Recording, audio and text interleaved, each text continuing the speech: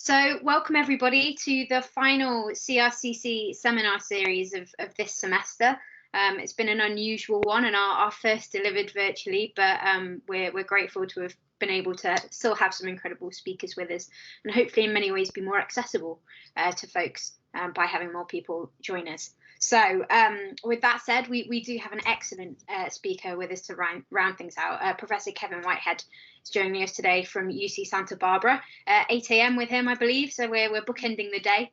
And he will be giving a talk on sequential and socio-historical context in talk and interaction, the case of racial self-categorization in post-apartheid South Africa. So sure to be a fascinating talk.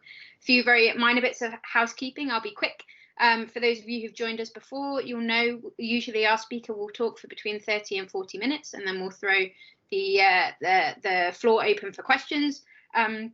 Either you can come on camera to ask those, which would be nice, give us a bit of face-to-face interaction, or if you just want to pop them in the chat, I will field those as well.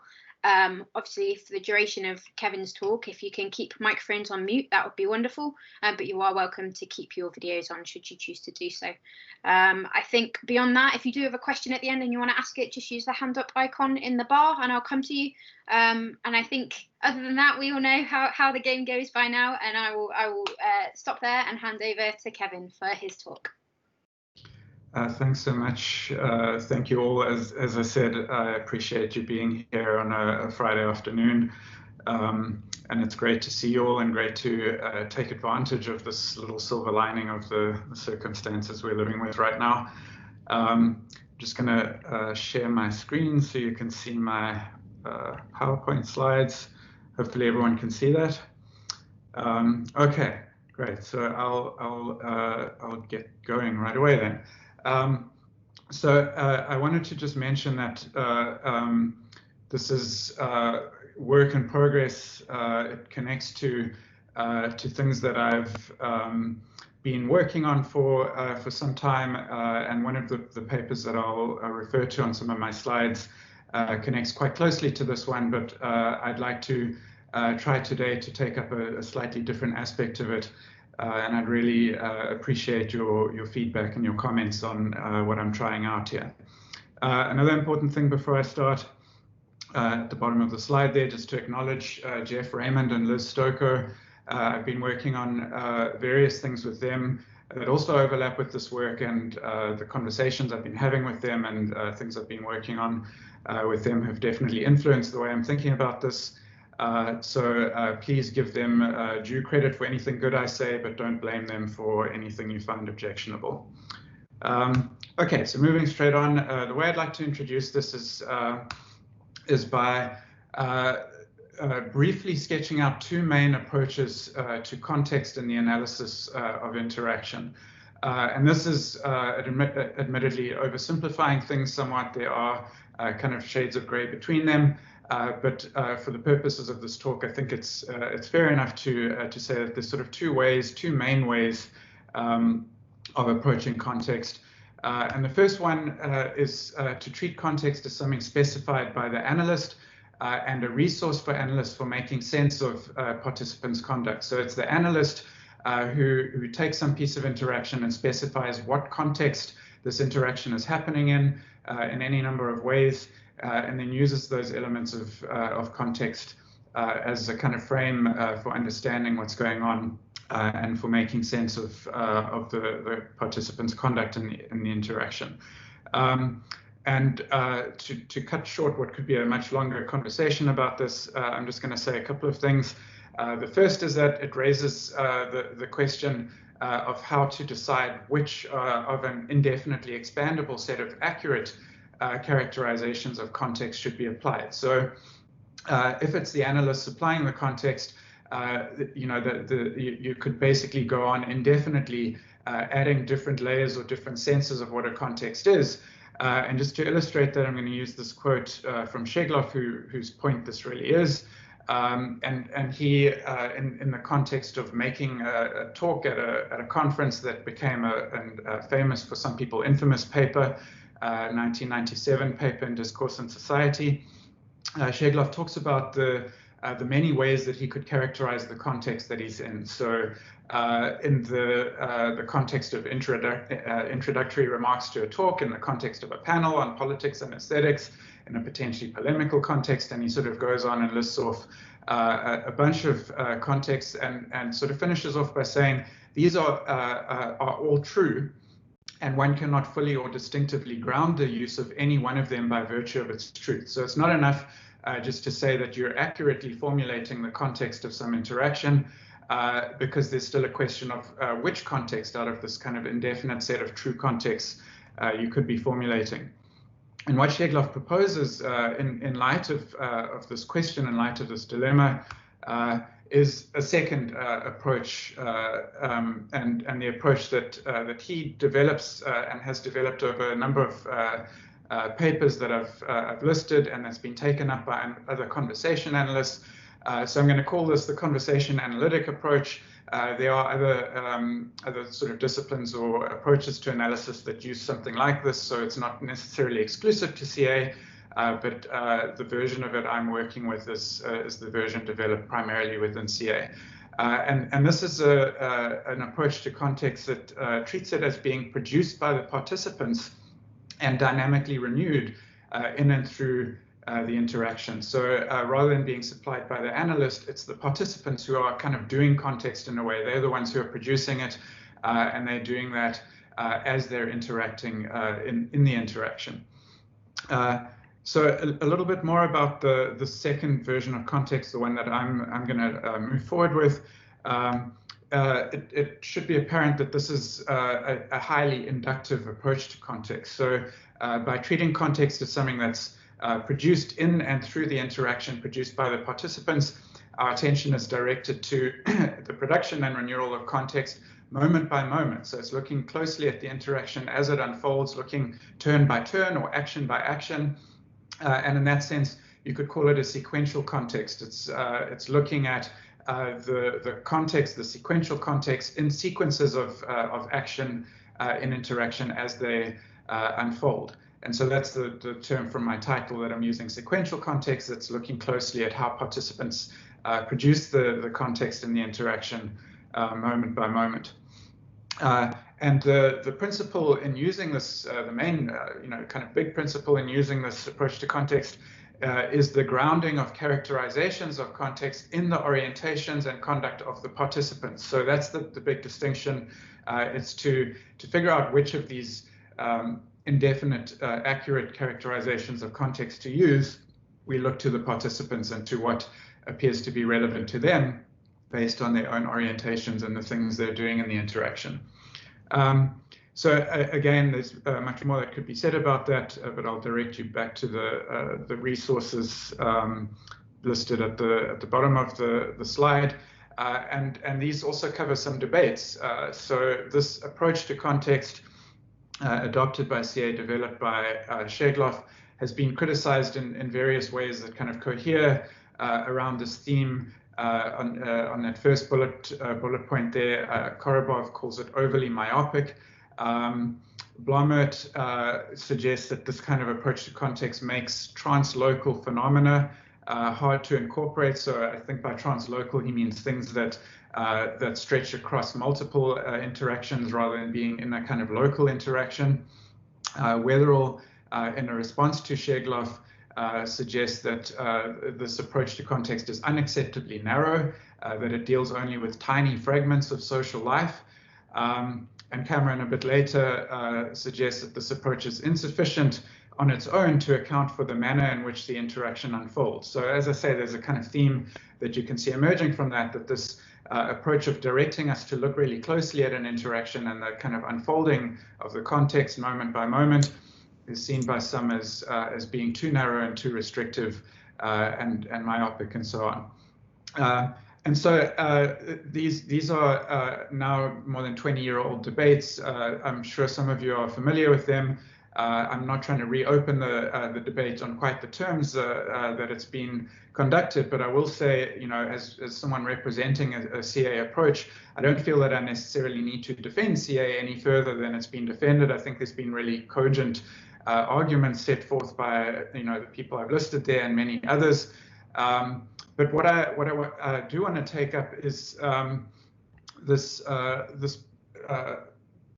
phenomenon, or this prevailing kind of sense that I get, that there are sort of few empirically grounded accounts of whether or how a CA approach might be combined with attention to these kind of broader, I'm lacking a really good way of describing them, so I'm just throwing a bunch of terms out there: broader context, translocal in Blommaert's terms, distal context, and I'm just using this socio-historical, or abbreviation as SH context, as a way of capturing them, acknowledging that that may not be the best way of capturing them.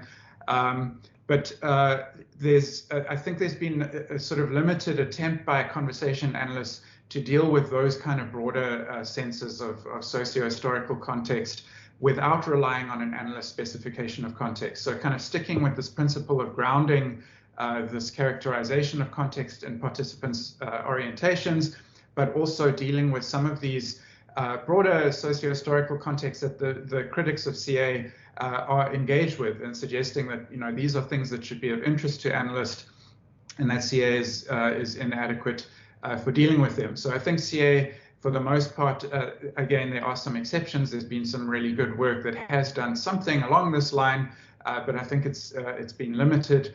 And a lot of the CA responses have been kind of defending CA on its own terms, rather than trying to kind of meet the critics on the kind of terms that they're interested in doing analysis on. So I'm interested in how that might be done, whether it can be done. So what I'm going to aim to do for the rest of this presentation is to provide one specification of how it might be done, based on examination of cases where participants themselves orient to particular features of socio-historical context in particular sequential context. So kind of bringing together these two different senses of context, the kind of broader distal socio-historical context with things that are happening in the moment-by-moment unfolding of particular sequential contexts. And specifically, the way I'm going to do this, I think there may be lots of ways of doing it, but I'm looking at a particular phenomenon where speakers use racial self-categorizations, and in using them, they effectively tacitly invoke aspects of a socio-historical context at particular places sequentially, at places where interactional trouble has arisen. So the kind of phenomenon I'm interested in here is how a socio-historical context gets mobilized to address interactional trouble at some particular moment in a sequence. And that brings me just to one last bit of introduction before I move on to the data, and that's social categories. So because I'm looking at racial self-categorization, that connects to the work in CA on membership categorization and connects to work on categories in other areas of the social sciences. And I'll again direct you to the lots of work that there is available in this area, and just sum it up with this. I really like the way Schegloff formulates this. Categories are the storehouse and filing system for common sense knowledge about people and about how society and the world works. So the storehouse and filing system, they kind of gather together a bunch of stuff, a bunch of common sense knowledge about the types of people in the world and about how the world works. And that makes categories a kind of vehicle for bringing into an interaction some of these broader socio-historical matters. So that's the point. I should have put it up a second earlier. So categories are an important, not the only vehicle necessarily, but an important vehicle for bringing these broader contexts and, for my purposes, features of the post-apartheid South African context into an interaction. Okay, so without further ado, I'm going to just quickly move to a brief description of the data. I don't want to dwell on this too much, and I know that lots of questions could be raised about it, so I'm happy to take questions in the Q&A. But for now, I'll just say the data that I'm using for this purpose are talk radio shows in South Africa, recorded between 2007 and 2013. They are from shows where listeners are calling in, and sometimes where there are guests on the line too. So the main kind of participants in these recordings and these interactions are like listener callers and hosts, and sometimes there's a guest also involved.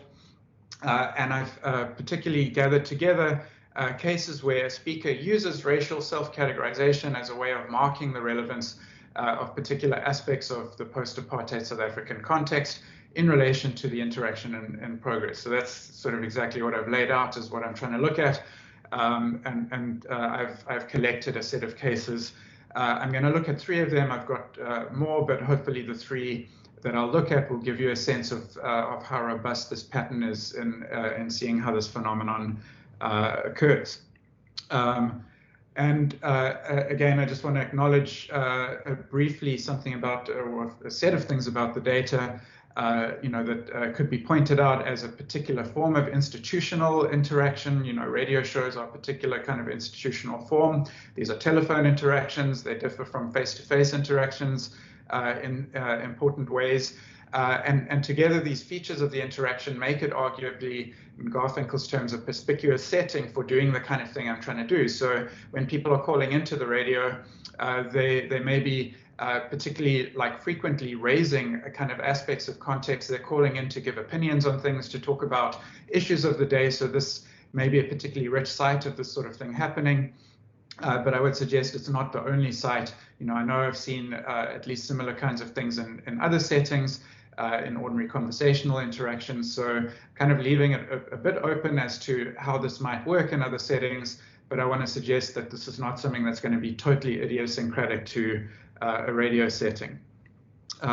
Okay, so moving on to our first case. So I've got the transcript on the slide here. I'm assuming that a lot of you have seen some of you who are here who are conversation analysts.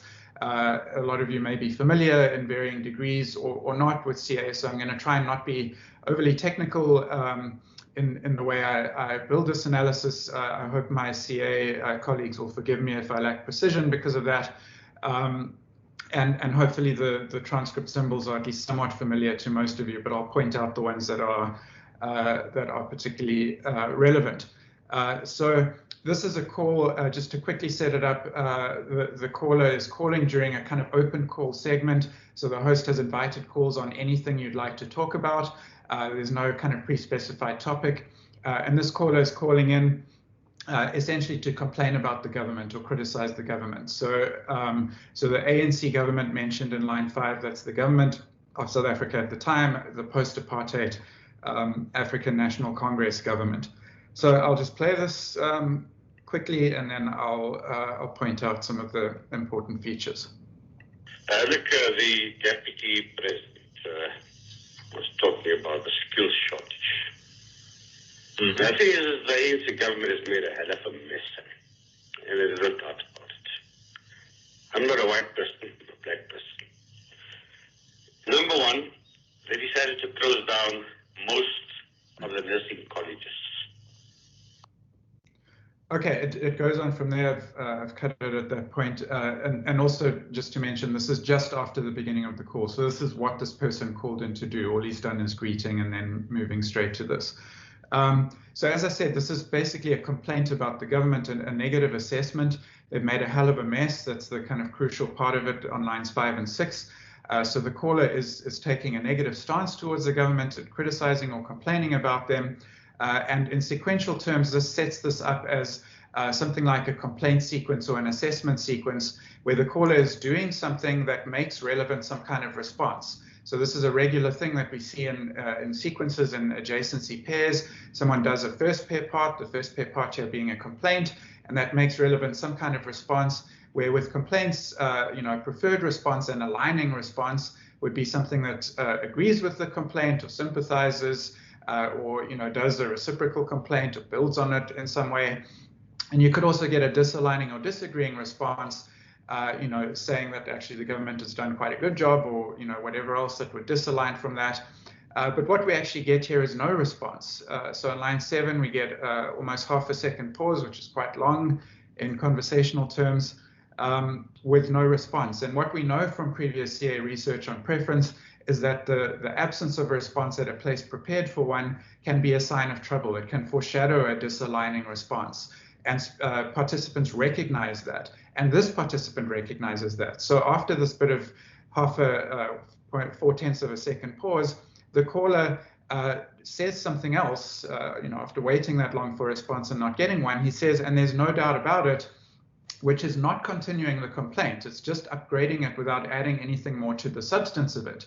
And we see further down in line 12 and 13, he does go on to add more to the substance of the complaint. So it's not that he has nothing more to say, it's that he's evidently waited for some kind of at least registering of what he said or alignment or something. He hasn't got it, and then he's pursued something by doing an upgrade. And that's also a regular thing that we see people doing, pursuing responses by doing upgrades. And then he still gets no response during a twice as long pause on line 9, 0.8 of a second pause. And then we see the racial self-categorization coming out, the bolded part. So first he distances himself from the category white. He says, I'm not a white person, I'm a black person. Evidently what he's doing here is that he's kind of seen that there's some kind of trouble. He's not getting a response to something he said, and he's inferred that it may be that he's being heard as a white person doing this kind of complaint, and he's disavowing that and identifying himself as a black person instead.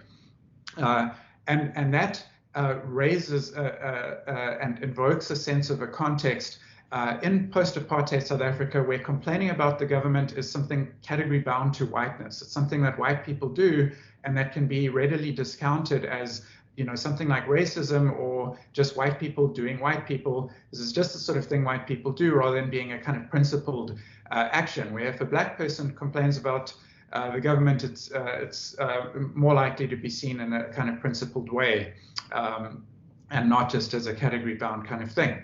And that's not just me characterizing that as the context. That is, this caller is oriented to that by doing the racial self-categorization in this context of trouble. So just to sum up what we can see here, what I've said about it, the sequential context, there's a negative assessment or complaint that targets the government, that makes response, some kind of response, preferred response would be alignment, relevant, and there's no response despite a pursuit. And this foreshadows disalignment, or it's a context of interactional trouble. So sequentially, we can see it's a context of trouble. Socio-historical context, that is the context invoked by the caller, who then racially self-categorizes himself. So as I suggested, by doing that racial self-categorization, he's oriented to this aspect of this post-apartheid context where the ANC government, complaining about the ANC government, is category bound to the category white. It's vulnerable to being discounted as racist. So he's figuring maybe the trouble here is I'm being heard as a racist, and if I self-categorize not as white but as black, I'm addressing that trouble. So the kind of summing up of what's happening here is the racial self-categorization serves to introduce the relevance of a socio-historical context to correct a possible misunderstanding and manage incipient disalignment in the context of the interaction. Okay, so I'm going to go on to the other two cases that I'm going to show, and go a bit more quickly through them to show this pattern in other cases. This one I won't be able to go particularly quickly because it's quite a long case, and I've broken this up into 3 different segments just to fit the 3 parts on the slides, and not burden you with a separate handout. This again is a caller calling in during a kind of open line, talk about whatever you want, and evidently has told the call screener that he wants to talk about an experience of going to an embassy. So the host on line 1 says, talk to me. You went to an embassy, I believe. He's heard that from the call screener. So this is the sense he's got of why this caller is called in. And I don't think you need anything else to see what's going on here. So I'll just play this first part. Talk to me. You went to an embassy, I believe. Yes, I went to the embassy of the Czech Republic in Pretoria. Yeah. And I've gone to make arrangements for a family that was traveling. Yeah. Europe. Yeah. And then after I was done with my business, I asked for the bathroom. And you know what they told me? That they didn't have a bathroom on the premises. They didn't have a bathroom? Yes. And I was pressed, and then I was bursting at the seams, Oh, I know how that feels. I know how that feels. And then And I had to drive. I'm not very familiar with the area I was in. I think it's in the Kenya in Pretoria. Talk to me. Okay, so that's the first part. I'm going to move straight to the second part. So it follows directly. I've just broken it up to fit it on the slide. So this is continuing directly from where that left off. Yeah. So I had to drive around looking for a garage, Gee. So the toilet. I mean, that's when I would have grabbed the closest tree. I mean, you don't want to kill yourself, to try and be... Yeah, but then I would have been probably arrested for... No, for sure. Public indecence. Yeah. For sure. But, if you have a choice, here's my point. I mean, first of all, I think it's ridiculous when they say they don't have a toilet. Of course they need to have a toilet. Everybody who's got a business or where you've got an embassy and people come through to that particular embassy, you need that type of facility available. But second of all, if you're in your car and it's really, and you're really going to let go, I mean, if you have a choice between wetting your car and getting out and finding the closest tree out of everybody's view, surely you go and find the closest tree if it's that urgent. Okay, so I'm just going to pause for a minute here, less than a minute, just to point out the kind of main thing that's happening is there's a complaint by a caller about something that happened at this embassy, taken up by the host sympathetically. So he's showing sympathy with the caller's experience, but the particular way he's understanding the complaint is sort of as a literal, they didn't have a toilet, they didn't have a bathroom, they didn't have a toilet. So he's sort of exclaimed they didn't have a bathroom as an outrageous thing, and he's got this extended, it's ridiculous for them not to have a toilet. So he's sort of taking this as a complaint of the embassy not having a bathroom. That's sort of how he's understood the complaint. And this goes on for a little bit longer. About 30 seconds between where I just left off and where I'm going to pick up again, goes in that sort of vein. And then the caller comes in with a sort of different sense of what the complaint is. So what you're looking out for here is that for the caller, this incident was an incident of racial discrimination. It wasn't that they didn't have a bathroom. It was that they were denying him the use of a bathroom because he's black. So that should come through. I'm just going to play this bit, and you see how he kind of shifts the sense of what happened. But then another thing, I didn't want to bring the race thing to the whole thing, but I mean, I'm black African. Yeah. And I was speaking to a white man. I mean, he told me, simply there were no facilities.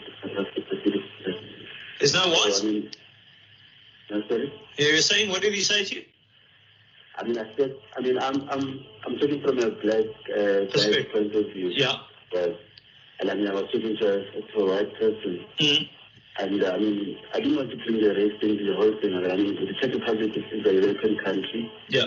And I felt I was created against. I mean, there is a bathroom, there is a toilet. I mean, how Andrew? I know we seem to have a problem with Andrew's line, but Andrew, give me a call back. Andrew in Soweto. Let's go to Henry in Rosettenville. Okay, I couldn't fit that last bit on the slide. As you hear, the call got cut off. Andrew never evidently got his message across to the host.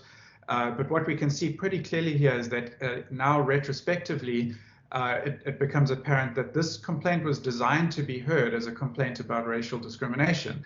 The caller is assuming that he will be heard as a black person talking about this kind of event, and the host has not heard it that way. So there's been a kind of misunderstanding of what the complaint is about. And the caller is working to address and correct the misunderstanding by self-categorizing as Black African. And he does this with the kind of display of reluctance. I didn't want to bring the race thing into the whole thing. So, it's sort of evident that he was, he was reluctant to, be explicitly racial about it from the outset, and was assuming that it would just be heard that way. And it wasn't heard that way. So that sort of begs the question, why would it be heard that way? What is it about this context of this interaction that would provide for the kind of thing he's talking about being, very readily, readable or hearable as a racial thing? And the aspect of context is just this history, an apartheid history of discrimination around bathrooms. So there was kind of legislation of separate bathrooms for black and white people. and discrimination in terms of not allowing black people to use bathrooms designed for white people, and in many cases not having a bathroom that black people could use. So during apartheid, this was something that, a common type of discrimination. And in the post-apartheid period, this is a kind of basis for suspicion, that if someone tells you as a black person they don't have a bathroom, you're wondering if they really don't have one or if they're just not letting you use the white bathroom. Okay, so just to again sum up what we're looking at here, the sequential context, there's a complaint implicitly targeting a racist act, but it becomes clear that that's what it was about. And the response shows a failure to grasp the implicit target of the complaint despite multiple pursuits. So the caller has been kind of engaging with the host on the host terms, evidently working to get him to see a different aspect of the complaint. And when he doesn't get it, eventually the caller uses race. So there's this interactional trouble. Socio-historical context, as I mentioned, bathrooms as a common site of racist discrimination during and after apartheid, and particularly a basis for suspicion and warranted complaint in the post-apartheid period. So similar kind of pattern here to the first case, racial self-categorization serves to introduce the relevance of this socio-historical context to correct an evident misunderstanding and to pursue an adequate response, which unfortunately this caller never got. Okay, quickly moving on then to the third and final case that I'll look at. This one is a little bit different in the sense that the kind of sequence we're seeing here is a complement sequence rather than a complaint or assessment sequence. So this is just to show that this is not just something that happens in complaints. It can happen in other types of action sequences. And in this case also a difference is that there's a guest involved. So there's the caller, the host of the show, and the guest, who is Archbishop Desmond Tutu, who I assume needs no introduction, a very famous anti-apartheid hero, and part of that becomes the sort of basis for what's going on in the call. So the caller is calling in to take up this opportunity to speak to this hero, and we see him doing this series of compliments that become sort of painfully awkward. This is one of the most awkward interactions I've got in my data set. It should be evident why. So let me just play that. Bishop, really, so good to talk to you, really, sir. It's an honor. It's an honor, sir. It's an honor. Anyway, I just wanted to say, sir, the fact that you tend your humor with your religion has actually made you a unique person. Really, it's meant so much to so many of us. It really has. And you'll never know how much you've meant to us. I'm talking about white South Africa. And really, sir, sir, we honor you and I respect you. Really, sir. Thank you very much. Thank you. Thank you. Sir. Oh, sorry, we lost Richard there. Thank you so much. That's a lovely call. Hi, Joe. Hi. Okay, so the awkwardness that I think you should have all recognized, that, I mean, the particular most painful part is on line 7. But just before that, we've got the caller starting with what amounts to a compliment. So good to talk to you. And that, again, is a first pair part, makes relevant some kind of response by the person who's been complimented. And what we get is not a response. We get a 6/10 of a second pause. We do actually get a response there, but it's fairly quiet. So the Archbishop says, "God bless you," but he says it fairly quietly. And by that point, the caller is already coming back in overlap with him to sort of further the complaint, with this repetition of "it's an honor." And that's where we get that long, painful pause. So, I mean, what we've got from the outset here is a compliment being delivered, a sort of quiet but maybe inaudible to the caller response, or at least treated as an adequate response by the caller, and he's pursuing the compliment. We'll just mention something about compliments. There's classic work by Anita Pomerantz about how difficult compliments are. I think most people have an intuitive sense of this. Someone compliments you if you agree. So if the Archbishop said here, "Yes, it is so good to talk to me," that would sound self-congratulatory or arrogant. At the same time, if you disagree, you're seen as being sort of overly modest, and it's a form of disagreement, which is, disaligning. So compliments are difficult, and people, have difficulty responding to them. But doing something like thank you, or just what he does, God bless you, is a sort of common response. So some response is relevant, even if it's a difficult thing to do. And for this caller, no sort of adequate response is being produced, particularly during that very long pause, but in a series of pursuits after that. So he starts to then elaborate the complaint. The way you tend your humor with your religion has made you a unique person. There's another compliment, now possibly completely delivered, another place where a response is due and no response comes. And then he takes a breath and says, really? And that's, another pursuit. This means so much to so many of us. So another pursuit. And there's this whole series of pursuits. Really, there's another one. Really, it has. So, something like 10 places where there could be a response and there isn't. And then the caller pulls out the racial element of this. So he says, I'm talking about white South Africa. Why does this matter? What kind of context does this invoke? Well, hopefully it's fairly obvious that what he's proposing here is that Desmond Tutu, as an anti-apartheid hero, was fighting on behalf of black people, fighting for black people's rights, fighting against white people, and fighting against white supremacy. And so it could be seen that the sort of the work he's done in his life has not been on behalf of white people, and yet here's a white person honoring him and admiring him and complimenting him. So it's sort of designed as an upgrade to say this should be heard as even more remarkable. I'm not just a person who benefited from your work complimenting you, I'm a person who you were sort of fighting against complimenting you. So that's the kind of logic that the caller seems to be using in using race here. And another one, again, where this gets cut off, it's not clear whether he hears. He eventually gets a God bless you and thank you in line 20, but it's not clear whether he ever got to hear that. I guess phone lines in South Africa are not as reliable as they should be. All right, so just to sum this up, sequential context is a compliment, targeting the recipient as a public figure, as a hero, and so on. Makes the response relevant, but responding is complex, as I mentioned, with compliments. And there are multiple pursuits for a response with no response produced. So again, interactional trouble. And then the socio-historical context, the anti-apartheid struggle as a struggle against white supremacy, black people as the post-apartheid beneficiaries of the work of struggle heroes, such that identifying as a white person serves to upgrade the complement and pursue a response.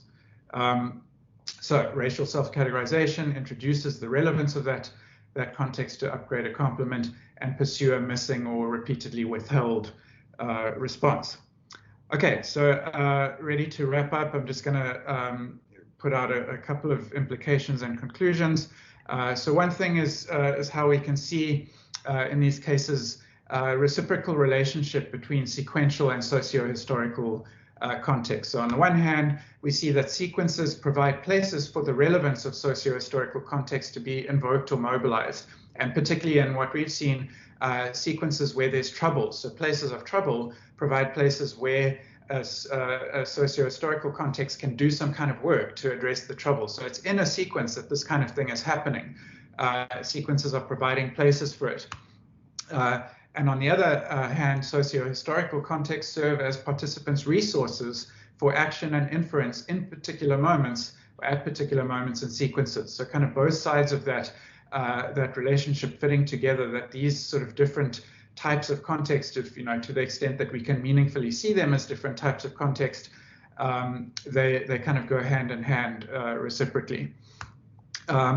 And the upshot in terms of the sort of the main problem or puzzle that I raised at the beginning is that the relevance of socio-historical context can be empirically grounded in participants' moment-by-moment conduct and orientation. So in that sense, the translocal can be made local by participants. They're the ones who are doing it. They're bringing in something that would be seen as sort of more distal and a broader social context.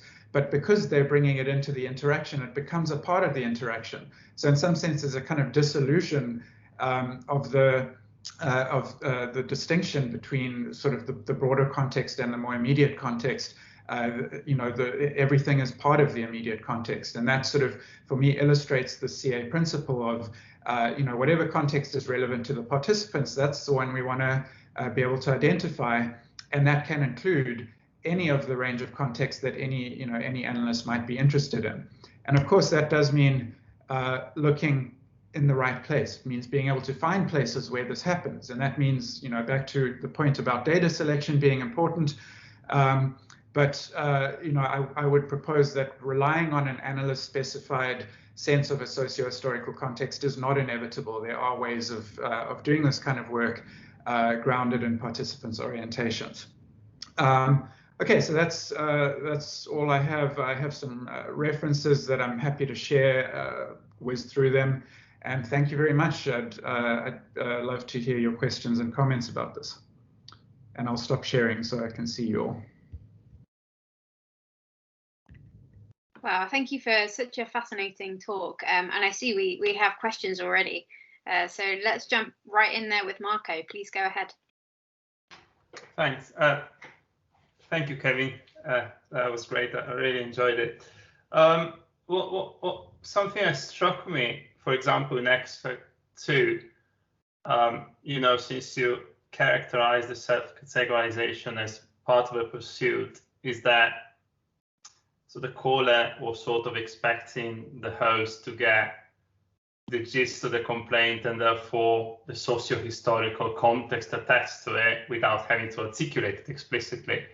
So that made me wonder whether, as part of your work, you've also been looking at cases where, say that the host gets the complaint and no one needs to articulate anything explicitly, and whether you have ideas of how we can approach those cases methodologically, because we get that intuitive sense of what's going on and what the historical context the participants orient in their common ground, as it were, but how do you put your finger on it, as it were? That's a great question. I guess what I could say about that case in particular, it's an instance of third position repair. There's been an action, there's been an uptake of the action that shows an inadequate or problematic understanding of it, and then that gets repaired in third position. So that's the characterizing it as trouble. That's the kind of trouble there is.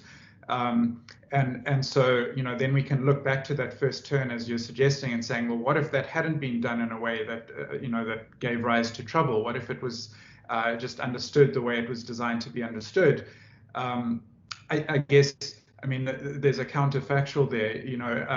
I do have cases where things are just understood just the way they are, and the way they're designed to be, and where you can still see that there's some sort of orientation to some sort of relevant, more distal context. But the question would be what would the host have done that would have displayed an adequate understanding? And would that have then shown his sense of this is the context that we're working with here, where race is relevant or where this is visible as a type of discrimination? But I guess what I would say is that I'm working in a kind of ethno-methodological mode here of saying the way that you see sort of things becoming most clear is where there's trouble. So mostly people just do things and understand them the way they're designed to be done, and it sort of remains pretty tacit, and we may have to dig quite deep to figure out what the kind of tacit knowledge is that they're bringing to the occasion. But when there's trouble, that becomes sort of exposed and explicit. And I think it says something not just about the cases where there's trouble. It says something about those cases where all of this is being done totally tacitly, totally taken for granted, with no trouble at all. So, maybe a more difficult analytic task would be going to those places and trying to figure out how we can tease out, the sense of context in them. But I don't think that's necessarily, beyond us to do. Thanks. Great. If we could go to Saul. Yes, brilliant. Thank you so much, Kevin. I really enjoyed that. I'm kind of excited about any attempt to deal with this methodological issue of, reaching for generalization in some way.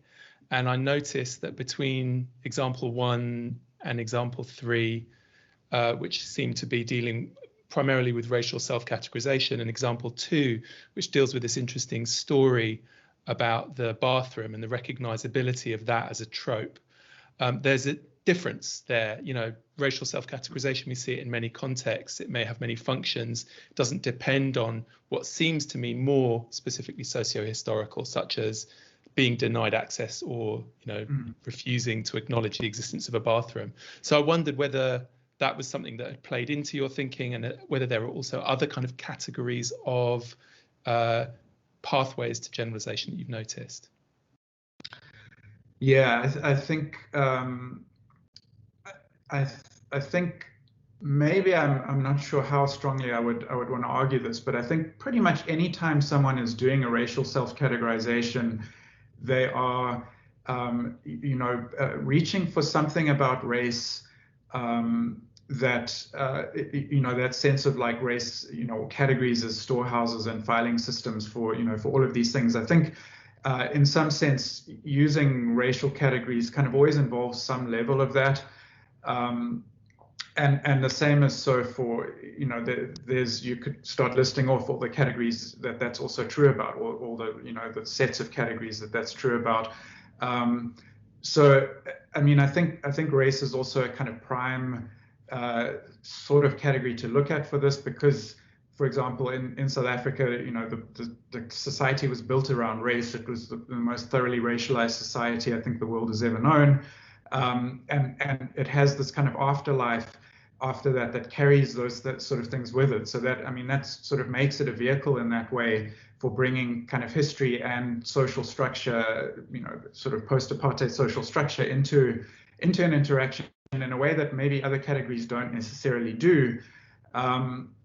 So yeah, I mean, I think that's an open question. You know, I'd love to see other people who, you know, who are working with, you know, with other sorts of topics and other sorts of categories try this out and see what can be done with it. You know, it just happens that I've maybe got the one it's easiest to do with, and that's, you know, that's sort of why, you know, why I'm doing it. You know, but I'd like others to test how far this can go, or what it might look like for other kinds of categories. I don't know if that answers your question, but yeah, it's. Yeah, it does. I won't follow up because I think there are probably other people with questions, but I could if there aren't at some point. Thanks. I mean, at present, Saul, I think you're okay to follow up if you want to. Anyone with questions, think of them now. Or I've just spotted a hand up, but if you want to follow up now, and then we'll go to this new person. No, let Marion have a go first, and then I can always chip in later, maybe.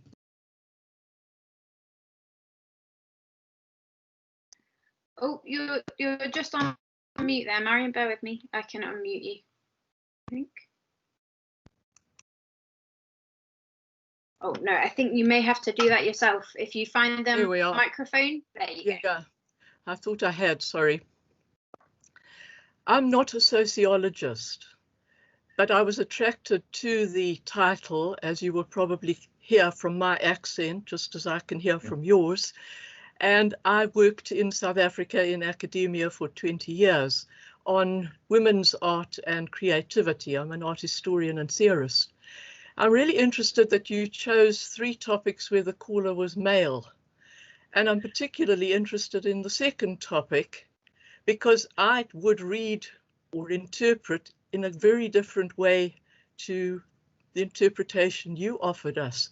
I think that the man who was doing the discussion, the host, really knew what was going on. But he was now going to have a blokey kind of conversation about men and their need to go and pee and the fact that they could go and pee against a tree and so on. He doesn't actually want to go into that race issue at all. So he's deflecting it away.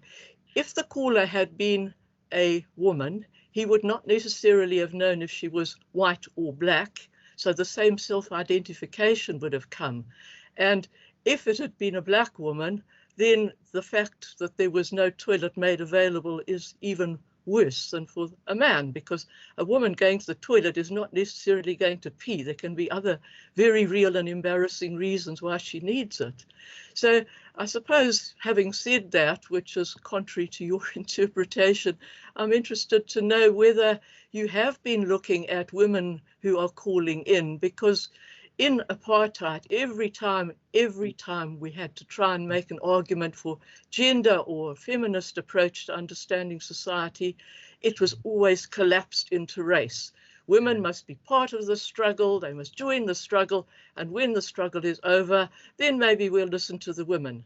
And the Constitution has equality, but my God, it's still not there. Thanks. That's a lot of really, really good points. I mean, first of all, I'll just say, I don't think that that the analysis you're offering is contrary to mine at all. It can be layered on top of mine. So, I mean, it is definitely evident that that gender is, without being sort of explicitly made relevant, gender is being assumed here in terms of what the host is proposing. You know, this caller could do. You know, in a way that that would not be afforded if the caller was here a woman or was being heard as a woman. You know, definitely that's something that you can garner from the details of the interaction that's going on. You know, I didn't focus on it, you know, basically because that wasn't the particular phenomenon I was looking at for, you know, for the purposes of this analysis. But you know, and the choice of calls that it was 3 men, you know, these were just the 3 clearest cases of this phenomenon, and it happens that that it was, you know, it involved men in those 3 cases, and in a sense, I would say in my data, you know, 100-odd hours of recordings that I have, most of the callers are men. Women do call in. I do have, you know, a lot of interactions involving women. You know, and there are sort of among the phenomena that we're looking at here, I'm trying to think if the collection I made for this talk has cases involving women. You know, I'm not sure if this is something that, you know, that men just distributionally are more likely to do.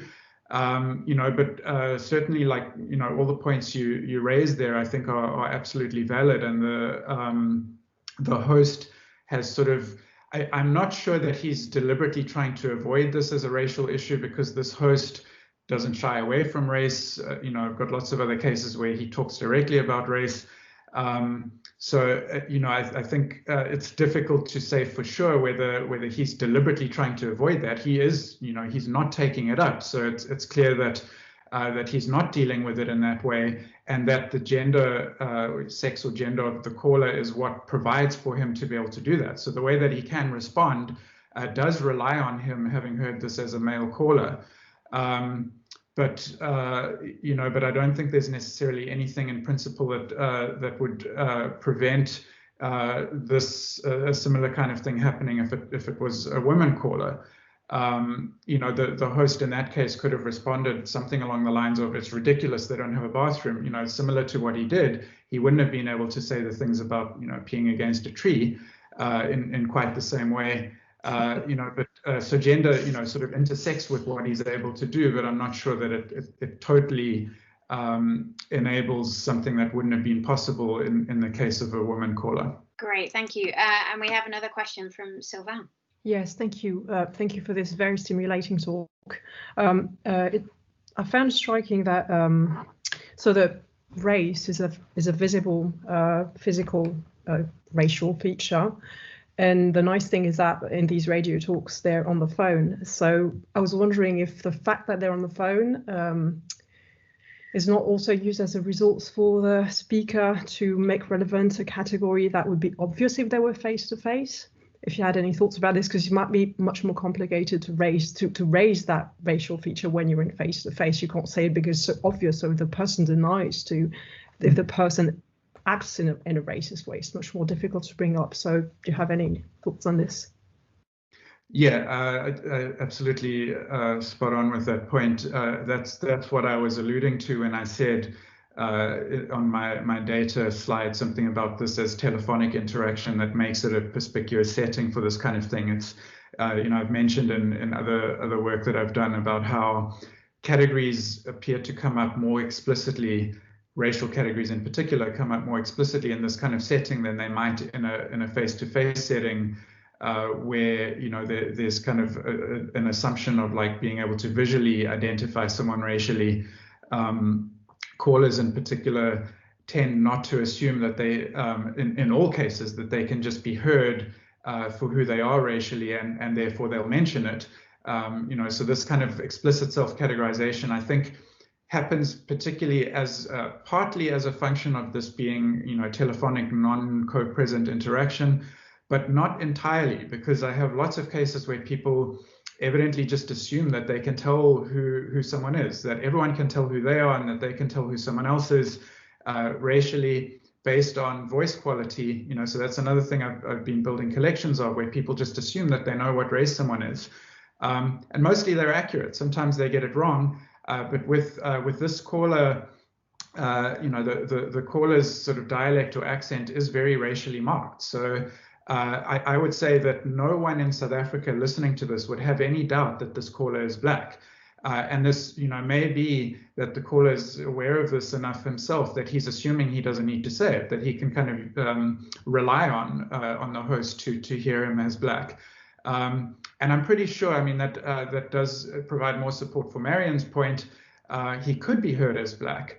The host surely, could have heard him and may then be kind of deliberately steering away from a racialized hearing. But I guess the counterpoint to that is that in lots of cases, people do, or are presumably able to hear each other as, as black or white or whatever else, and they don't explicitly bring race into the picture. They don't do something that attends to race in some way. So even if it is hearable in a lot of cases, or treated as hearable in a lot of cases, that doesn't mean people are sort of always assuming that race is relevant. They're still deciding at some point, like this host does, making choices about whether to hear race, whether to take this up as a racial thing, as opposed to the way this host did, taking it up more at a kind of face value, literal, non-racial level.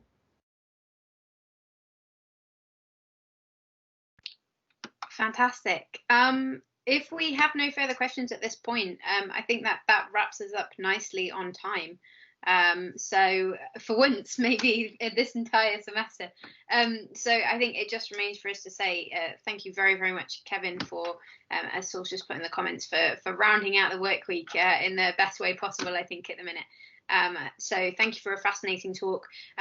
We did speak previously. If people do have questions that come up as a result of this, you're very welcome to contact Kevin by email. And that's easily available through links on our CRCC website, or I imagine just from a quick Google, really, that can be found. So as I say again, thank you very, very much for a fascinating talk. Thank you all of us for joining us, and especially if you've come to other CRCC sessions this year. I'm sure you'll be hearing from us in January with regard to the sessions, but once again, Kevin, thank you very much for an amazing talk. Thank you all so much. It's great to see you all, and I'll hope to hear from some of you by email and see you in other settings.